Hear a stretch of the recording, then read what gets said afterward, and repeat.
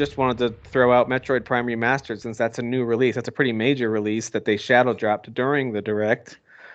Would not have expected that. Like if someone were to be like, here's my dream list," I'd like roll my eyes at that one. Like, really, you're saying Metroid You're Prime shadow again? dropping Metroid, yeah, right. Sure they are. It was really cool because I saw Gaston post before the direct that he wanted was Metroid. He was like, I just want Metroid, and to actually be able to get Metroid Prime, like not only announcement about it, but like he just wanted to hear something, but he got to play it that day if he bought it. I don't know, but you know, like he most bought people physical.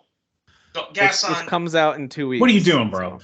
Bro, you say this with all the excited, just buy the damn game, bro. Okay, but to be fair, if you're a Metroid fan, you know that those games, like for example, the Wii trilogy of Metroid Prime games became impossible to find just a short while after it came out. That's a good point. So I kind of understand the people who are like, no, I'm getting a physical version, and you cannot take this from me. Like I kind of physical versions of Nintendo games will always be worth something, so not a bad investment. Not a bad investment. But so I downloaded this. Still think of those cartridges.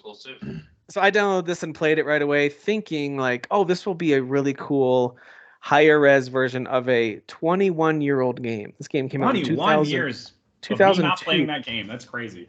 2002, this game came out on the GameCube, and then of course it was re-released as part of the Metroid Prime trilogy on Wii. I think that was in 2009, something like that, somewhere in that range. And so, but we haven't had an entry in the Metroid Prime series since 3. Since 3 came out. All 3 of those games are great. I played them all on the Wii, loved it, even with the Wii controllers. The controls. I know people don't love the aim at the screen controls all the time, but I thought it played pretty great using those controls. I enjoyed it. So apparently you can still do that with the nunchuck or the Switch or whatever. You can, yeah. So I turned this on thinking it would be like a fun, nostalgic half hour of my time, and then I'd probably be like, all right, maybe I'll come back and play it someday later. So I fired it up, and I was blown away right away. I was like, this looks like a new game. Like it looks like if you would have told me like, hey, here's a trailer for Metroid Prime 4 and shown me clips and screenshots from this, I would have believed you. Because again, it's on the Switch, right? Keep in mind, it's on the Switch. The Switch has limited capacity of what it can do. I get that. But I'm playing on handheld on the OLED, and I'm just the lighting and the clearness of the textures, I just can't believe it. And it runs super smooth. It's like it's running so smoothly. And so as I'm playing it, I'm just like, this looks like a new game. So yes, I know it says remastered, but it plays and looks way better than it should. I have no idea how they did this in secret and then just now announced it and released it. Yeah. It sounds like more went into it than just like slapping an HD button, you know, like turning the HD button 100%. on or whatever. The controls are totally different. So if you guys played the originals, they designed it to be an adventure game that's got some first-person shooting combat in it, but it wasn't built to be a first-person shooter. This feels like a modern first-person shooter while maintaining kind of their adventure, you know, explore and scan, and you're going to find all kinds of doors and pathways you can't access yet. You have to come back with a new power. Of course, that's classic Metroid. Yeah. And so it still maintains that Metroid adventure feel, but it plays like a fantastic first-person shooter. And the lock-on, I think some folks who are first-person shooter purists will hate the lock-on, but I think the lock-on's pretty awesome because it actually enables you to do this really cool strafing and dodging moves while you're locked on to an enemy, which I think is really awesome. You can kind of quickly circle around because a lot of enemies are in these circular arenas, and so that makes it really easy and it makes you feel really strong right away. You feel very powerful as you're locking onto everything. So I love it, man. I'm only just now getting to the second boss. I'm not that far into it. But I absolutely love it. I think what's cool too is that the campaign. Have you guys played this game? Like, have you guys played and finished this game? I played it back in the day. I'm not a huge fan of this series, but I didn't like these types of games growing up. So like, this is one I'm eager to try as like an adult with like. So you wouldn't be like, yeah, I remember the story of that. Like, no. I beat the first game, but it's not something that I have like a lot of memories of, sadly. Yeah, I think it's I bought this version though. I'm excited to play this version just because, again, like a lot of my gaming sensibilities have changed since this game came out 20 years ago. You know, so it's something I'm really excited to play. Yeah, the Metroid games they've always kind of leaned a little bit into just little touches of horror with their sci-fi. Yeah. And it's not like Dead Space. It's not like grotesque, but there's just kind of like this tension, and they make you wait till you see certain monsters, and there's like, it's very quiet. Something's abandoned, or like Returnal vibe to me. I'm not saying they're the same, but I could see that. I could see that. Yeah, well, you're crash landing on a planet, right? Like it's like they're kind of similar like things that you're doing in that game. And this has the classic Metroid story where you are sent to answer this distress beacon, and then things go awry as you're exploring the space station. And then you, of course, lose all your powers. You start with a bunch of abilities, and you lose them all because of things that happen. And that's it is Returnal. What the hell did I buy this for? The way that they throw you into kind of this jungle type atmosphere, and again, it doesn't look amazing. It's not going to look like a new console game, but for a Switch game, I'm really impressed with how it looks, especially Nintendo does a really good job of locking into these art styles that are in some ways ageless and timeless, you know, and this seems like it's a really good example of that. There's plenty of examples of like just kind of flat terrain that's not gonna knock your socks off, which is totally fine.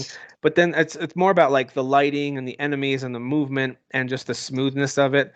Some of the corridors you go through, the detail they've added into the textures, like it's those kinds of things. There's still elements that are like, all right, that's a little dated, but like a game that's dubbed remaster from a 20-year-old game, holy smokes, man! Like they knocked it out of the park. That term is getting more and more like nebulous, right? Like I feel like remaster. It just feels like, you know, we've had a lot of examples lately where I'm like, well, this feels really like a lot of work went into this, you know.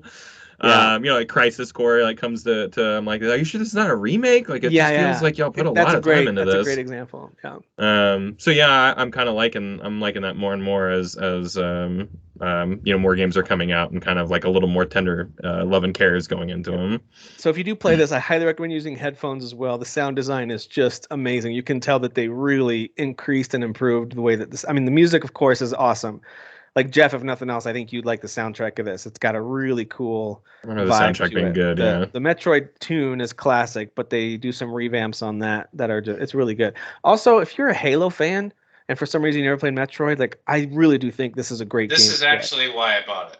That's exactly why I bought it, and I was waiting for you to finish, and I was gonna say this gives me like you're like, well, it's not like the most beautiful game. I'm like, dude, I absolutely love replaying all the Halo games. Yeah, this is what I feel like this is me replaying Halo. Honestly, it's very much like when I replayed Halo 2 and 3, where it's like these games still look really good. Like they hold up well. They don't look like they're not games. like they're not like modern games. But you're like, dude, this and it's smooth, right? It's just smooth gameplay and it's fun. Like the story is interesting and same vibes here too. So so good. Oh, excellent. What an absolutely outstanding surprise by Nintendo. Loved it. This has been 2 for 2 on the big 3 delivering on surprises so far this year. You know, with Hi-Fi Rush and now with this one. I'm loving the surprises. Keep them coming for 2023. One more thing I'll mention is that this was developed by Retro, who of course we know was given the reins for Metroid Prime 4.